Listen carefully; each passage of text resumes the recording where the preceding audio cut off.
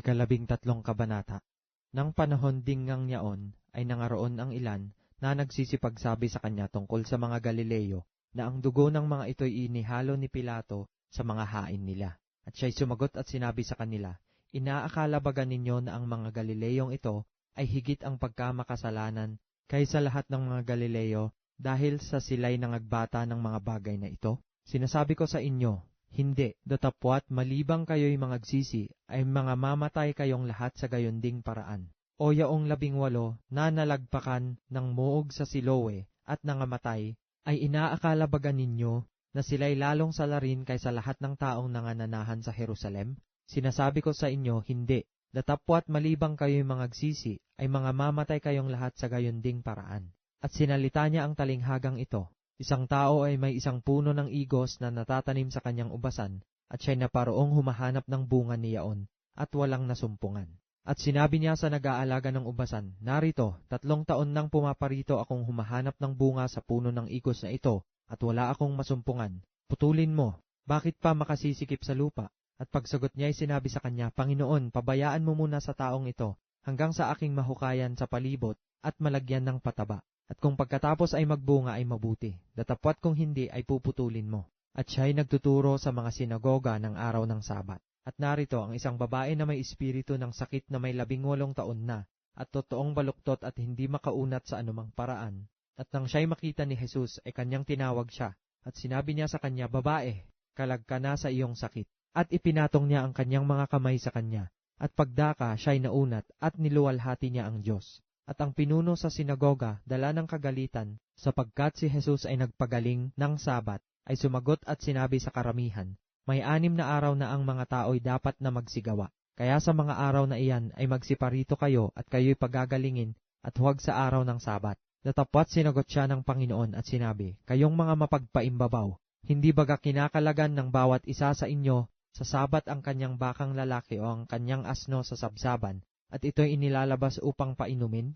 At ang babaeng itong anak ni Abraham, na tinalian ni Satanas, narito sa loob ng 18 taon, hindi baga dapat kalagan ng taling ito sa araw ng Sabat? At samantalang sinasabi niya ang mga bagay na ito, ay nangapahiya ang lahat ng kanyang mga kaalit, at nangagagalak ang buong karamihan dahil sa lahat ng maluwalhating bagay na kanyang ginawa. Sinabi nga niya, sa ano tulad ang kaharian ng Diyos, at sa ano ko itutulad? Tulad sa isang butil ng mostasa, na kinuha ng isang tao at inihagis sa kanyang sariling halamanan. At ito'y sumibol at naging isang punong kahoy, at humapon sa mga sanga nito ang mga ibon sa langit. At muling sinabi niya, sa ano ko itutulad ang kaharian ng Diyos? Tulad sa lebadura na kinuha ng isang babae, at itinago sa 3 takal na harina, hanggang sa ito'y nalebadurahang lahat. At siya'y yumaon sa kanyang lakad sa mga bayan at mga nayon, na nagtuturo at naglalakbay na tungo sa Jerusalem. At may isang nagsabi sa kanya, Panginoon, kakaunti baga ang mga liligtas?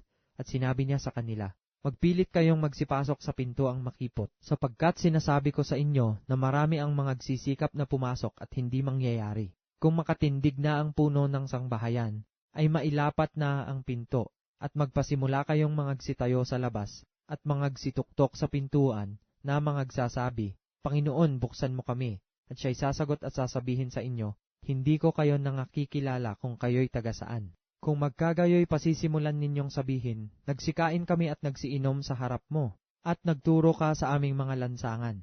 At sasabihin niya, sinasabi ko sa inyo na hindi ko kayo nangakikilala kung kayo'y taga saan. Magsilayo kayo sa akin, kayong lahat na manggagawa ng kalikuan.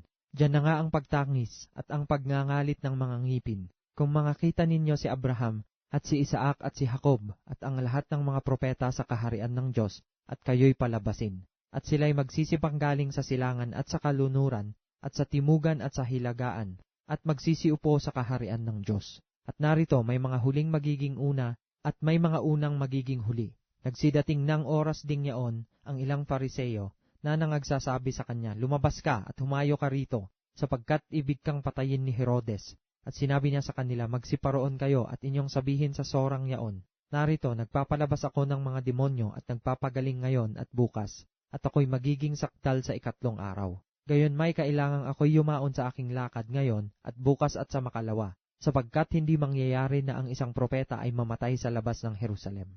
O Jerusalem, Jerusalem na pumapatay sa mga propeta at bumabato sa mga sinugo sa kanya, makailang inibig kong tipunin ang iyong mga anak, na gaya ng pagtitipon ng inahing manok sa kanyang sariling mga sisiw sa ilalim ng kanyang mga pakpak, at ayaw kayo. Narito, sa inyo'y iniwang walang anuman ang inyong bahay, at sinasabi ko sa inyo, hindi ninyo ako makikita hanggang sa inyong sabihin, mapalad ang pumaparito sa pangalan ng Panginoon.